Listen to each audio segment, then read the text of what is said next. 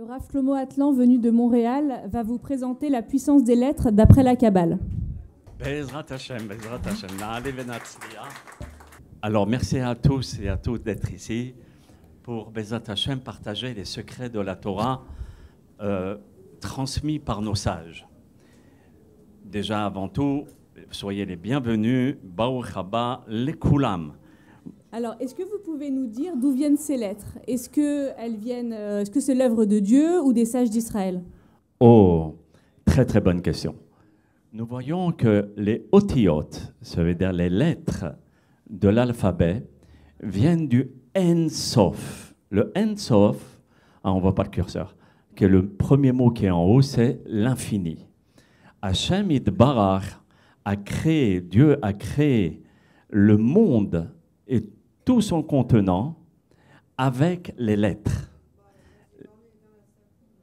Les lettres en elles-mêmes sont, si vous voulez, l'ADN du monde. Hashem Yitbarach, en parlant, en disant « Vayomer Elohim yehi or »,« Vayomer Elohim yehi hoshech », etc., etc.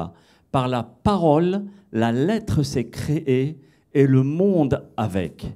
Donc c'est pour cela que les lettres en elles-mêmes n'ont pas été créées par les sages ou bien un consensus de sages qui se sont rassemblés pour créer un dialecte. Comme dans beaucoup de langues, c'est des gens qui se sont rassemblés et à ce moment-là, ils ont créé un dialecte. L'hébreu, mettez les sages de côté, même si c'est des grands sages, c'est Dieu lui-même et l'hébreu est l'essence même de chaque chose.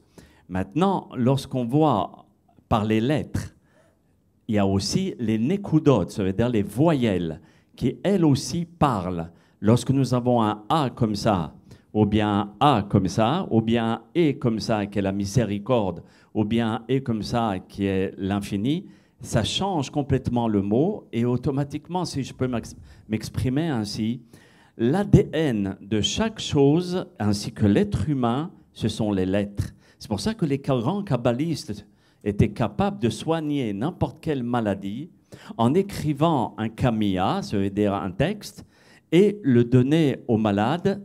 Ils remettaient en place ce qui était déséquilibré dans le corps ou fatigué, et on pouvait réparer les lettres qui étaient en désordre. Voyez? Donc maintenant, si vous voulez, on va essayer de regarder chaque lettre, pas toutes, hein, on n'aura pas le temps, mais certaines lettres, parce que aussi la lettre en elle-même, elle parle. Je voulais vous montrer, par exemple, sur chaque lettre, que dans une lettre, il y a aussi d'autres lettres à l'intérieur. Par exemple, le Aleph, je voulais vous le montrer, il y a un Vav, deux Yud, un en haut et un en bas, qui, les valeurs numériques et aussi bien la forme de la lettre donnent la possibilité à la personne de ne pas seulement rester avec la lettre, mais d'extrapoler. Maintenant, Akadosh Baruch Hu a créé les lettres 914 générations avant la création du monde, pour nous dire que déjà, il a installé cette sagesse au sein de la création. Lorsqu'on regarde la première phrase de la Torah, on voit que c'est marqué « Bereshit bara Elohim » et Dieu a créé. Et ensuite, on a « et » Hashamayim vetaretz. On aurait pu dire « Bereshit bara Elohim, shamayim vaaretz » Dieu a créé le ciel et la terre. Pourquoi ce mot « et » Nos sages nous disent parce que dans le mot « et », nous avons la première lettre de l'alphabet et la dernière lettre de l'alphabet qui sont insérées. Ça veut dire que dans la création de Bereshit, ça veut dire du monde, toutes les lettres ont participé à la création du monde, comme je vous l'ai dit tout à l'heure.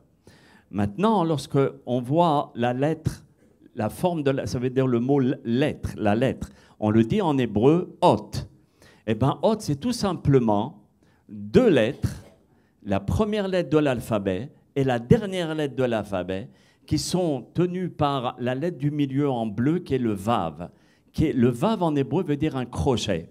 Cela veut dire que le monde en lui-même tient sur le Aleph et sur le Tav pour faire tenir le monde. Ça veut dire que chaque seconde, ce Vav, qui est une des lettres du nom de Dieu, tient le monde à chaque chaque seconde, de façon à ce qu'il puisse subsister.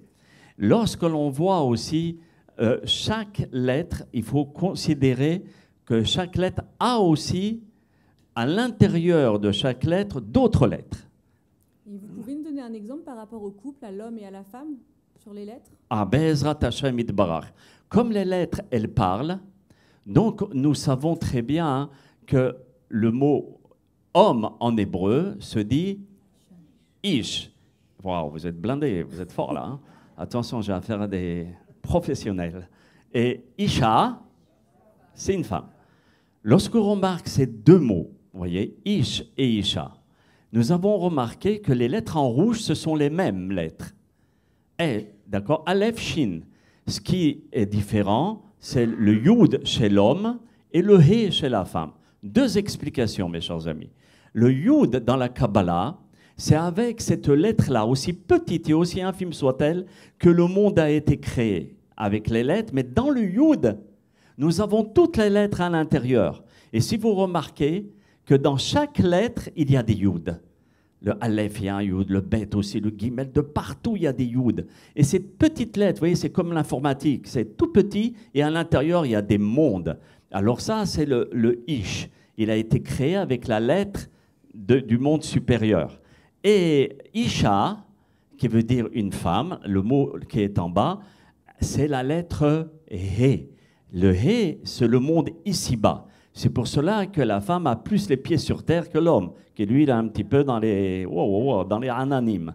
Comme on dit en hébreu, yoter ba'ananim ba'inyanim. Il est plus dans les nuages que sur la terre. Donc, la femme est là pour essayer de remettre en place les choses. Mais regardez, s'il y a le shalom, et on en parlera tout à l'heure entre la femme, la position de la femme dans le judaïsme, on verra qu'avec ces mots-là, si l'un considère l'autre à son égal et non pas à son supérieur ou inférieur, à ce moment-là, il y a la lettre Yud et He qui viennent rentrer dans le couple. C'est quoi le Yud et le He? C'est le nom de Dieu. Alors là, il y a le nom de Dieu qui vient s'installer dans le couple et dans le foyer. Et il y a la paix. Mais si chas v'chalela, on ne met pas la présence divine dans le couple, ou bien l'un pense être supérieur à l'autre, etc., malheureusement, si on enlève le Yud et le He, on obtient le mot Aleph Shin qui est Esh, le feu. Alors, c'est pour cela que des histoires, des problèmes, etc., peuvent surgir dans le couple. Donc, il faut toujours, si vous voulez, la présence divine, le Yud et le He, afin de pouvoir enlever ce feu, mais bien au contraire, mettre la puissance de l'homme et de la femme et de les fusionner.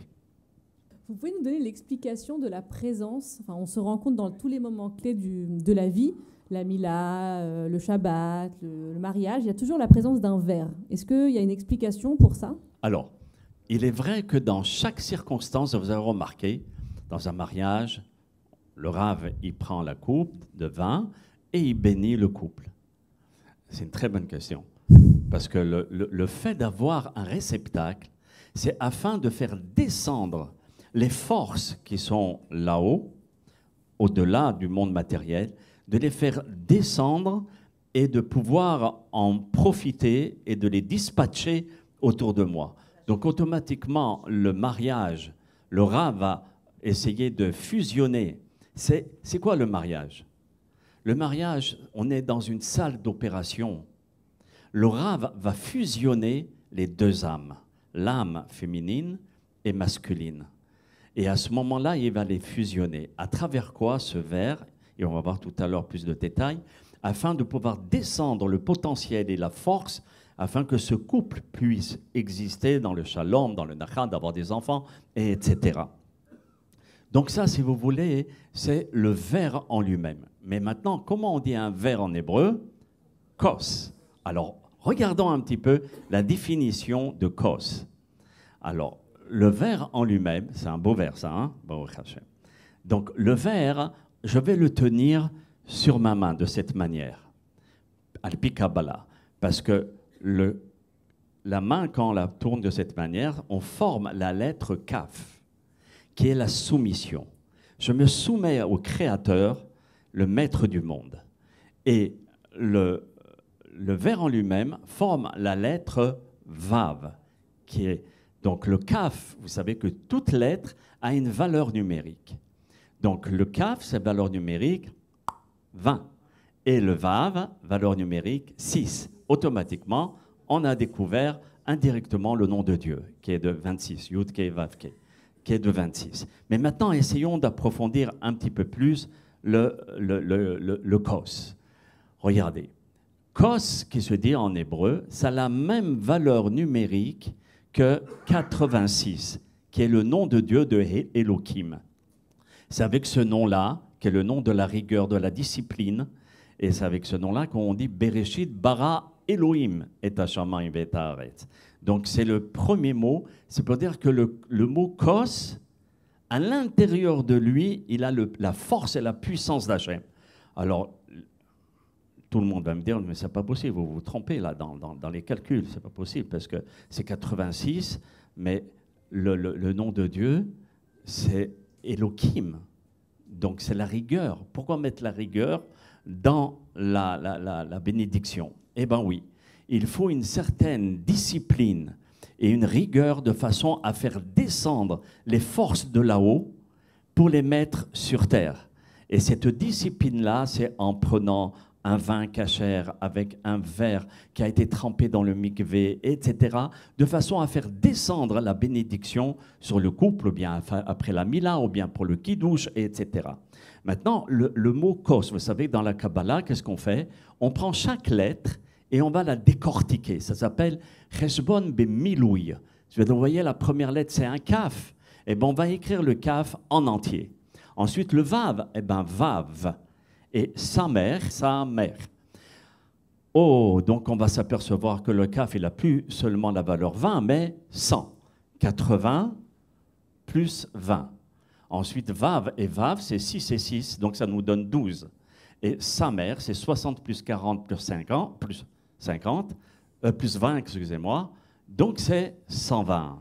Alors vous allez me dire, et après, vous savez que chaque lettre véhicule une force, comme je vous ai dit. Et ce potentiel qui vient de là-haut et qui vient de la bouche d'Akadosh Baruch Hu, automatiquement, on va bénir le mariage, ou bien la circoncision, ou bien le kiddush. Et 232, parce que j'ai oublié de vous demander combien ça fait, 100 plus 120 plus 12, boum boum, des grands matheux ont trouvé. Donc c'est carrément habracha. Ça veut dire quoi habracha? La bénédiction, cette bénédiction avec un hé ayédia, c'est-à-dire que le hé qui est cette bénédiction, laquelle c'est qui vient de là-haut, et on la tire sur nous de façon à mettre la bénédiction, lorsqu'on va faire la bénédiction du kiddush le vendredi soir pour le mariage, pour la mila, etc., etc. Donc ce n'est pas un hasard qu'on va faire avec un kos. Vous avez parlé de l'âme. Est-ce que vous pouvez nous en dire un peu plus, comme on est fait de deux parties, le corps et l'âme? Vous pouvez nous dire un peu plus s'il y a un message dans la Torah par rapport à l'âme? Oh oui, c'est sûr.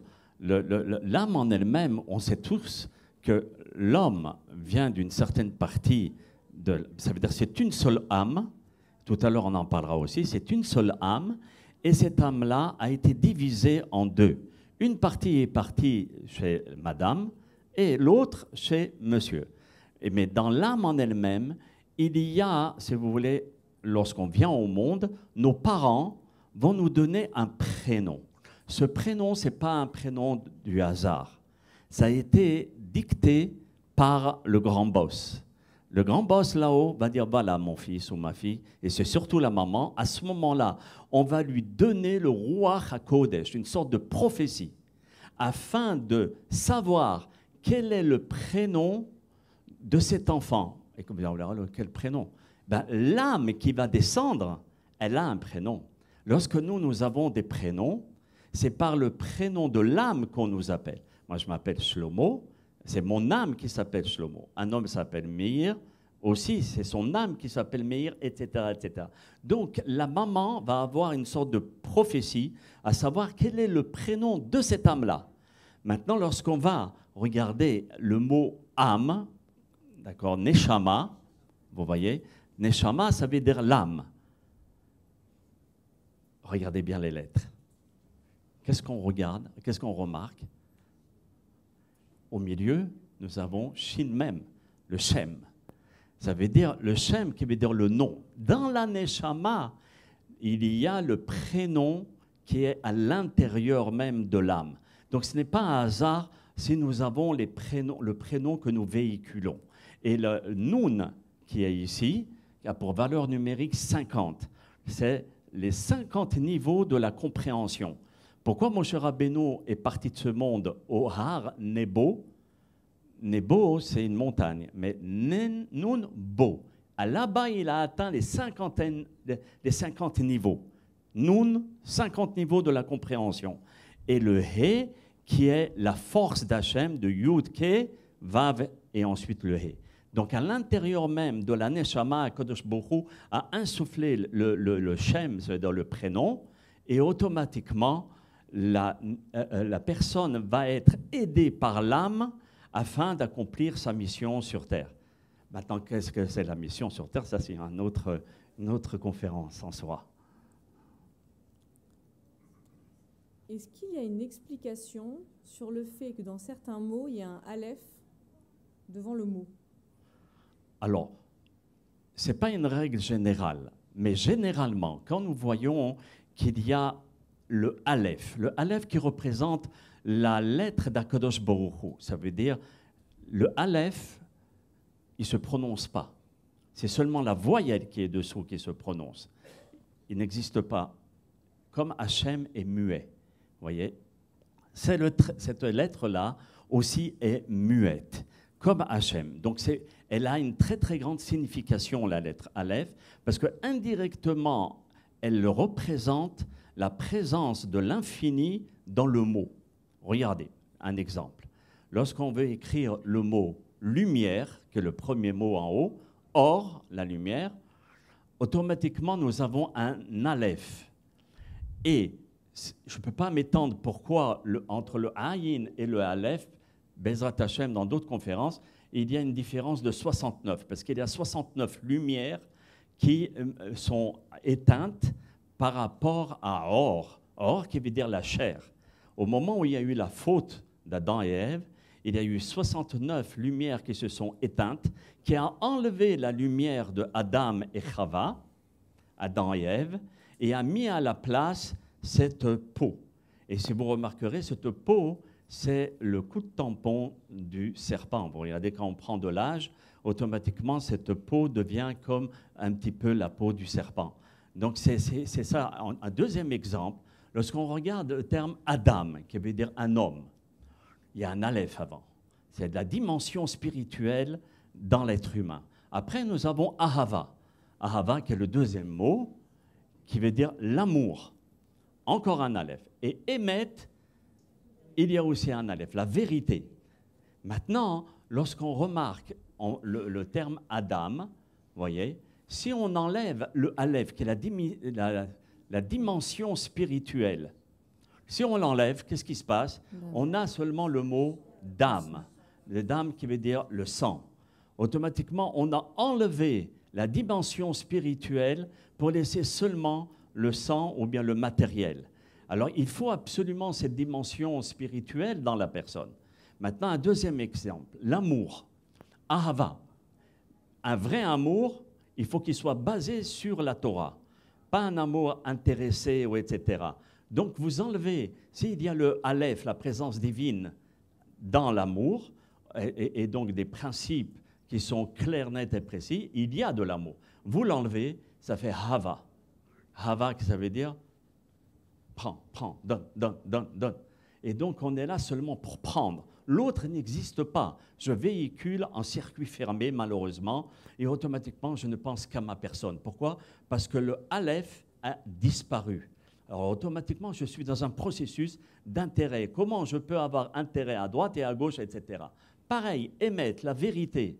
Le monde tient sur la vérité. Hachem a mis la vérité dans la Torah. Et si on enlève aussi dans ce émettre le Aleph, ça fait Met, la mort. Automatiquement, le Aleph va donner la vie à la mort. Vous voyez? Donc la mort ne peut pas exister quand on est dans le Hémet. Et même si on part de ce monde, qu'on a été quelqu'un de Hémet, automatiquement on est éternel. On s'est investi dans l'éternité. D'accord? Donc c'est un petit peu, en gros, des exemples pour expliquer que le Aleph devant le mot vient donner une dimension spirituelle par rapport au mot lui-même. Vous avez soufflé tout à l'heure que pour former un enfant, il fallait 3 associés. La réponse, vous avez commencé à la donner. Est-ce que vous pouvez nous en dire un petit peu plus? Ah, alors les 3 associés, je crois que vous avez étudié la Gemara, je vois, hein, parce que la Gemara Nida nous dit exactement la même chose. Alors, regardons la Gemara Nida. Elle nous dit, Shanu Hachamim, nos sages nous ont enseigné qu'il y a 3 associés pour créer un être humain. Alors là, la Gemara, elle va définir les parties du corps qui viennent de la femme et les parties du corps qui viennent de l'homme. Et Dieu va donner la Neshama. Maintenant, lorsque remarquerons le terme, comment on dit un être humain, Adam. C'est un mot, si vous remarquerez, il n'a pas de pluriel. C'est pas pour rien, parce que chacun d'entre nous, nous avons une spécificité intrinsèque.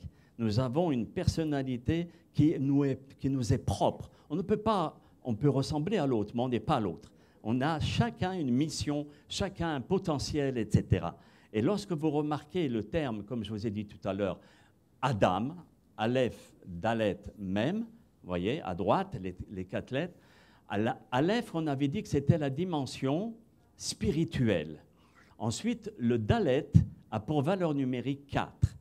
Et le Mem a pour valeur numérique 40. Vous allez voir ce que la Gemara nous dit, que le Père et la Mère et Dieu vont créer l'enfant. Rien que dans le terme du mot Adam et maman et papa, nous allons voir l'enfant venir au monde. Comment? M, ça veut dire la maman. Chaque lettre, comme je vous ai dit, parle et elle a une valeur numérique. Donc M, c'est 1 plus 40, c'est 41. Donc maman fait la valeur numérique 41. Papa, Av, c'est pas pour rien que c'est la première et la deuxième lettre de l'alphabet, c'est la base, il fait pour valeur numérique 3. Et maintenant, lorsque nous avons la partie spirituelle, Adam, Av et M, ça nous fait la valeur numérique 44. Et donc, c'est exactement la valeur numérique de Yeled. Yeled qui veut dire un enfant, qui a pour valeur numérique 44, grâce à l'intervention de Dieu, l'intervention de l'homme et de la femme. De façon à ce que, vous voyez, donc ça c'est le résumé, pour voir que les 3 sont insérés dans la formation d'un enfant. De même, lorsque nous regardons l'alphabet, et on va la couper en 2, cet alphabet, vous voyez, les premiers mots, nous avons Av, en haut, papa. Ensuite, les lettres rouges, M, maman. Et ensuite, les 2 lettres en bleu, c'est Ben, c'est l'enfant. Donc ça veut dire que même les lettres en elles-mêmes vont renforcer cette Gemara qui nous dit, sache que dans l'enfant, il y a eu 3 associés qui se trouvent déjà les lettres, qui est la présence de Dieu, le Père et la Mère, et chacun sa partie quand ils vont apporter à l'enfant. Et c'est pour cela qu'au moment où on fait un enfant, il faut savoir qu'Hachem est avec nous. Et il est en train de donner la vie à cet enfant que nous allons nous occuper et élever, Bezat Hachem. Dans un autre registre, comment expliquez-vous le besoin et le désir que l'homme a de prier? Ah, donc l'homme en lui-même, surtout quand il est mal pris, là, il y a quelque chose qui se développe en lui, une force, une lumière qui est en train de se réveiller pour se connecter avec l'au-delà. Tout à l'heure, nous avons parlé du terme Adam. D'accord? Adam qui veut dire un être humain. Écrivons le terme Adam, voilà, en lettres rouges. Lorsqu'on écrit les lettres milouï, ce qu'on appelle, milouï, ça veut dire on va ouvrir les lettres. Vous voyez? Aleph. Ensuite, Dalet. Et ensuite, Mem. Donc on a ouvert les lettres, ça s'appelle milouï.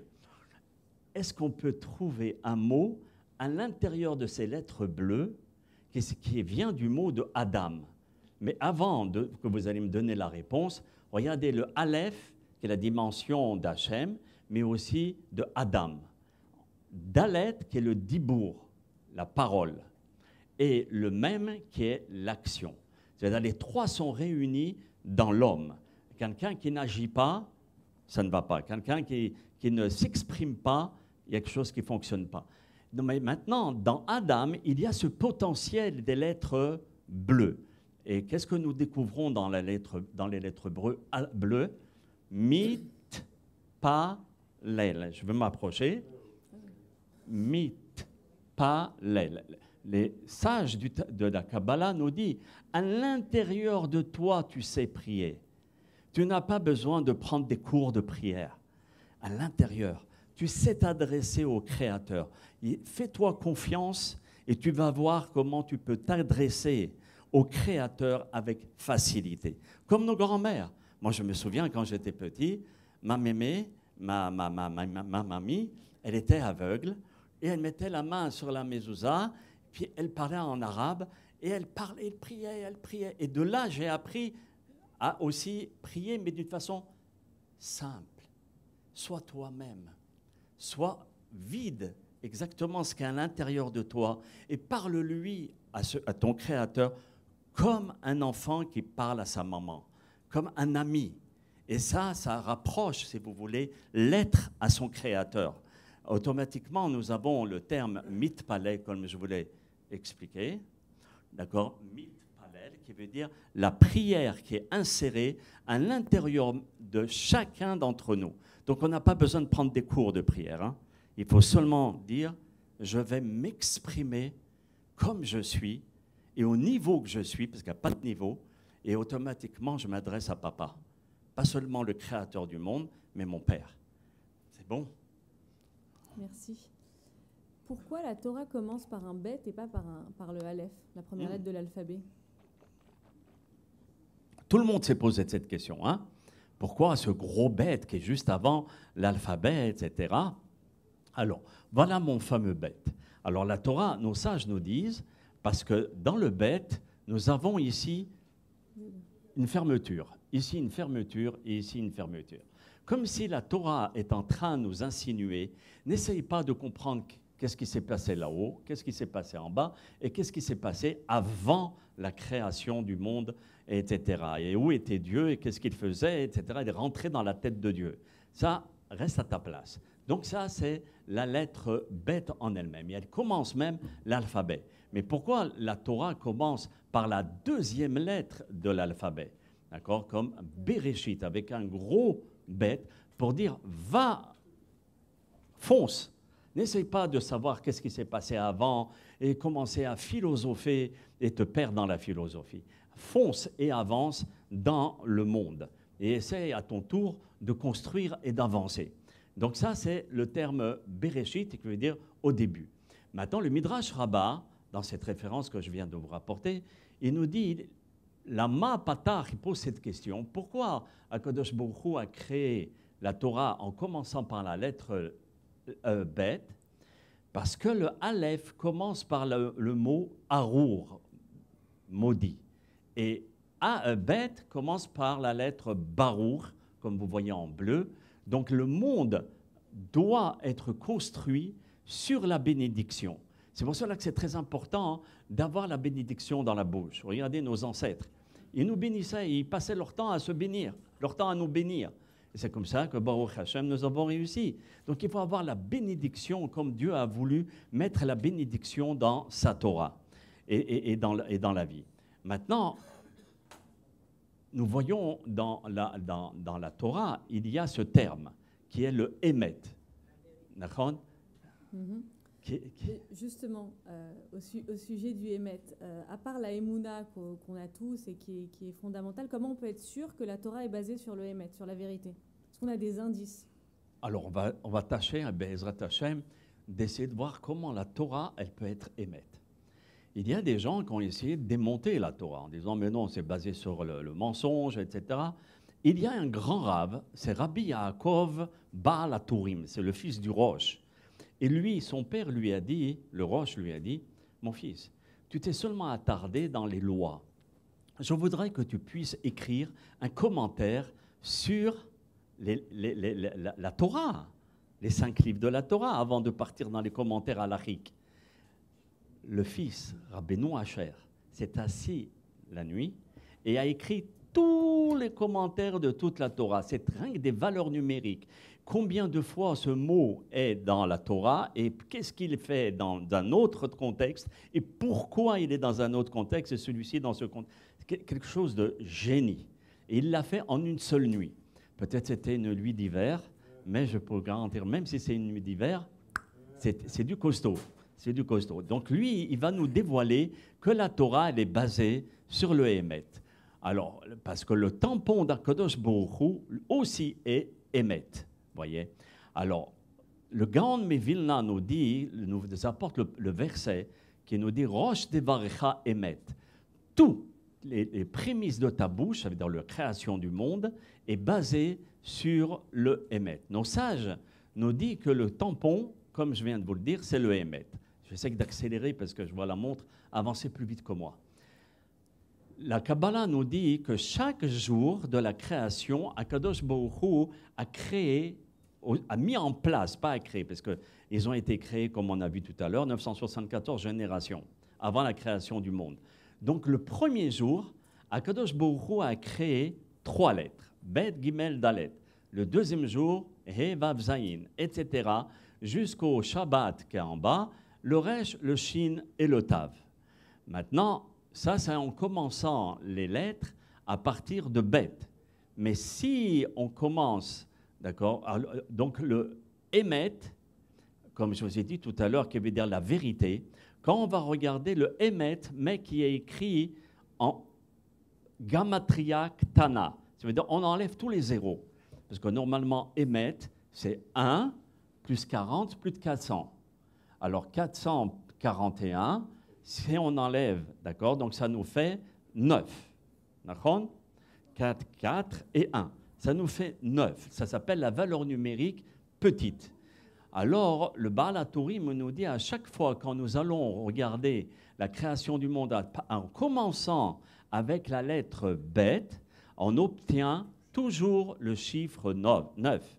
Ça veut dire la lettre Bet, ça veut dire la première lettre de l'alphabet, que la Torah commence. Mais si on commence par la lettre Aleph, qui est la première lettre de l'alphabet, tout est carrément détruit. Parce que le sheker, qui veut dire le mensonge, la valeur numérique petite, c'est 3 plus 1 plus 2. Donc ça fait 6. Et lorsqu'Akadosh Baruch Hu, s'il avait créé le monde avec la lettre Aleph, automatiquement nous avons Aleph, Bet, Gimel, qui donne 6, et après 6, et après 6, jusqu'à la fin de l'alphabet. Automatiquement, quelqu'un pourrait éventuellement prouver, mais qu'est-ce que tu me parles? Ta Torah elle-même, elle est basée sur le sheker, sur le mensonge. Va t'habiller. Boum, il me renvoie. Donc, il me casse. Mais là, il ne peut pas. Baruch Hashem, Yitbarach, HaKadosh Baruch Hu a fait très attention de baser tout sur le Emet. Voyez? Est-ce que vous pouvez rapidement donner des exemples dans des versets où on retrouve cette notion de Emet? On va essayer. Alors, quelques versets, pas beaucoup, hein? Quelques versets. Donc, Emet, nous voyons les premières phrases de la Torah. Bereshit bara Elokim. Dieu a créé le monde. On voit indirectement le sceau d'Akadosh Baruch Hu qui est Emet. Peut-être pas en l'ordre, mais ils sont là, à la fin de chaque mot. Ensuite, bara Elokim et, Dieu a créé le monde. Encore une fois, est insinué le mot Emet de vérité. Et Vayar Elohim et Taor, et Dieu a vu la lumière, a mis la lumière, donc automatiquement, c'est aussi le mot Emet. Comme si Hachem voudrait, dans sa Torah, insinuer que sa Torah, elle est basée sur le Emet. Pareil, Vayivra Elohim et, Dieu a créé, formé, nous voyons encore une fois Emet.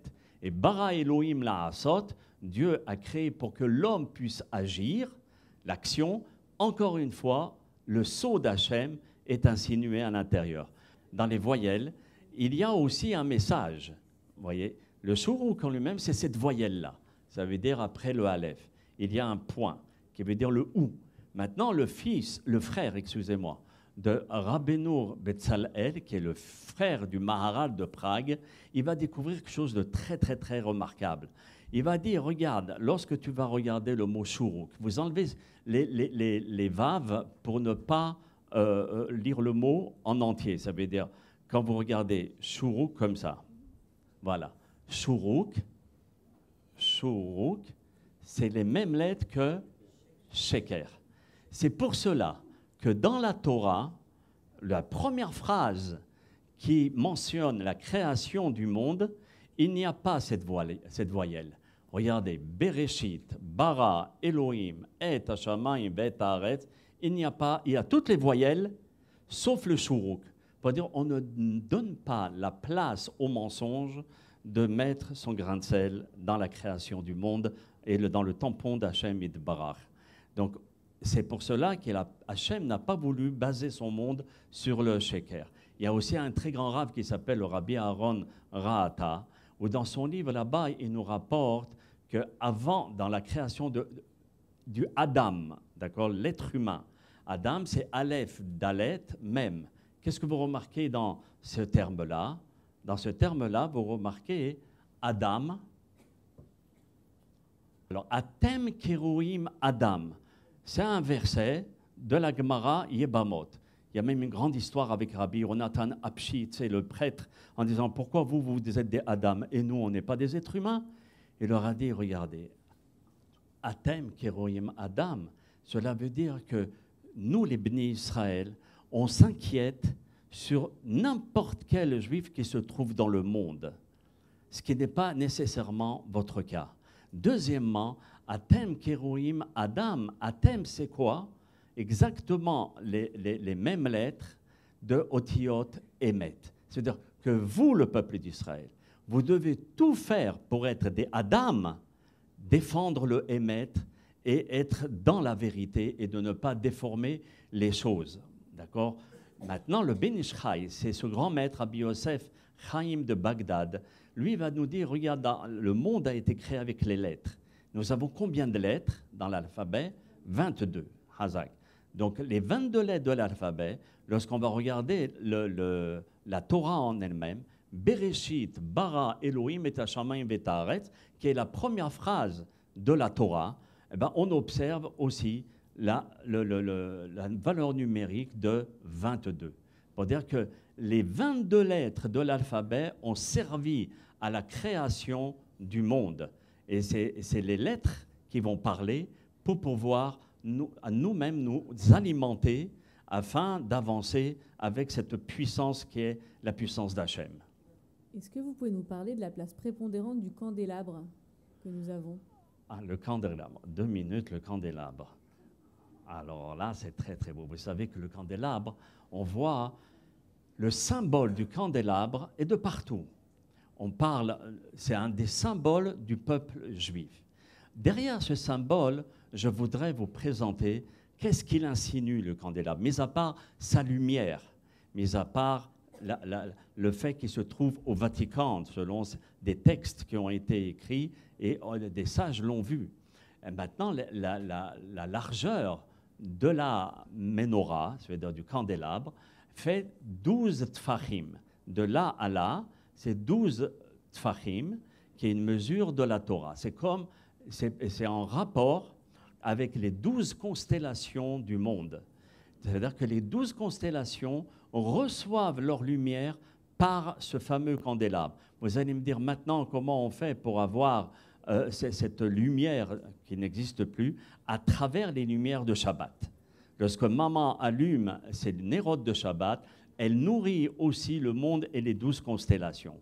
Pareil en ce qui concerne Govaha Kane, ça veut dire le milieu de la menorah, le milieu fait 15 tfachim par rapport aux deux noms de deux lettres d'Hachem, qui est le Yud et le He, qui sont les deux lettres qui ont servi pour la création du monde, comme je vous ai dit, le Yud qui a servi pour l'homme, et la femme, et le He, non, le contraire. D'accord? C'est vrai ou pas? C'est le contraire? Super. Donc, donc le Yud et le He ont servi aussi pour la création de l'être humain. Lorsqu'on regarde les 7 ménorotes, nous avons des décorations dans la ménorah, qui sont des fleurs, qui s'appellent perah en hébreu. Nous avons des kaftors, des boutons, et nous avons aussi des gavia, des gobelets où à l'intérieur on mettait l'huile. Ce n'est pas pour rien qu'il y a ces 3 choses. Il y avait 11 boutons, 9 fleurs et 22 gavia, réceptacles. Et s'il y a ce chiffre-là que Dieu nous a donné dans sa Torah, alors le Gaon Mevilna, qui est un très très grand maître, un génie, lui connaissait le Talmud, à l'endroit et à l'envers. Déjà à l'âge de 3 ans, il siégeait dans le tribunal avec son père. Et Dieu l'a doté d'une intelligence colossale. Et lui, le Gaon Mevilna, nous dit que dans la Torah, nous pouvons voir la puissance de la Ménorah. Comment ? Le premier verset du premier livre de la Torah, c'est Bereshit. Donc Bereshit, bara Elohim et hashamayim et haaretz. Nous avons combien de mots ? 7. Par rapport aux 7 candélabres, d'accord, les 7 branches du candélabre. De même, dans le deuxième livre de la Torah, il y a ces Shemot. Nous avons 11 mots, comme nous le voyons ici. Et les Shemot ben Israël, Abayim Mitzrayma, et Yaakov, Ishu Beto Baou. Donc nous voyons le même chiffre par rapport au bouton. Et maintenant, le troisième livre de la Torah, qui est Vaïkra, on voit qu'il y a 9 fleurs. Et donc, Vaïkra, c'est exactement les 9 mots qui se trouvent dans le livre de Vaïkra. Maintenant, nous avons le troisième livre de la Torah. Naturellement, le raisonnement, il va continuer. Alors, il y avait 17 fachim à partir du haut, avant les escaliers. 17 fachim, c'est exactement les 17 mots qui sont dans le livre de Bamidbar. D'accord, Vayedaber Hashem el Moshe, Bamidbar Sinai, etc. Donc il y a 17 mots, ce n'est pas un hasard. Et ensuite, le dernier livre de la Torah, où nous avons les 22 mots du livre de Devarim, de la première phrase. Hein, c'est toujours la première phrase. Encore une fois, nous avons 22 mots dans Elea Devarim. Ici, le Gaon Mevilna nous insinue la chose suivante. Quand nous avons le symbole du candélabre dans les synagogues, ou bien les gens qui portent le candélabre, d'accord, sur eux, ou bien dans la maison, c'est indirectement la Torah. Vous voyez, les 5 livres de la Torah qui sont insinués à l'intérieur de la Ménorah. Donc ce n'est pas un symbole anodin, mais bien un symbole qui est carrément lié avec la Torah Akdusha, les 5 livres de la Torah. Pareil, en ce qui concerne la Ménorah, nous voyons que Dieu il s'adresse à Moshe et il dit « Tu allumeras la Ménorah et tu te présenteras El Moul Péné, devant le visage de la Ménorah. » Mais la Ménorah n'a pas de visage. Alors pourquoi la Torah s'adresse d'un langage bizarre, ou je dirais bizarroïde? Parce que là, maintenant, ce que nous voyons dans l'être humain, il a aussi 7 orifices par rapport aux 7 branches du candélabre, qui ces 7 orifices qui sont les yeux, les 2 narines, la bouche, les deux oreilles, où on puise par notre neshama cette lumière céleste afin d'éclairer et de pouvoir véhiculer la parole d'Akadosh Baruch Hu autour de nous. D'où l'importance du peuple juif qui a, si vous voulez, cette menorah à l'intérieur de lui, et aussi par rapport à la menorah, mais ça c'est un autre cours, il y a la force en haut et la force d'en bas. Je passe là-dessus. Maintenant, on a un deuxième symbole, c'est le symbole de la Magen David. Et comme on est dans les lettres, vous remarquerez que dans la Magen David, pourquoi c'est le symbole par excellence du peuple juif? Parce qu'à l'intérieur, il y a toutes les lettres qui ont participé à la création du monde. Vous voyez? Je ne sais pas si on voit. Vous voyez? Donc en noir, on voit absolument toutes les lettres de l'alphabet. Donc ce n'est pas seulement un symbole, la Magen David, etc. C'est que derrière, il y a aussi la puissance d'Akadosh Baruch Hu qui a créé son monde à travers, et même David Ameler, quand il avait son bouclier, dessus ce bouclier, il y avait la menorah. C'est comme ça qu'il vainquait, il était capable de vaincre. La Magen David. Et il réussissait à vaincre l'ennemi par rapport aux 22 lettres de l'alphabet. Je vois que vous suivez très très bien, tip top. Et donc les 22 lettres de l'alphabet l'aidaient à pouvoir vaincre l'ennemi avec l'aide d'Akadosh Baruch Hu. Avec votre autorisation, on s'arrête là, parce que sinon mon ami le grand rabbin Moshe Levin va se fâcher. Et à ce moment-là, pour le prochain Yom HaTorah, on demande 2 heures de conférence.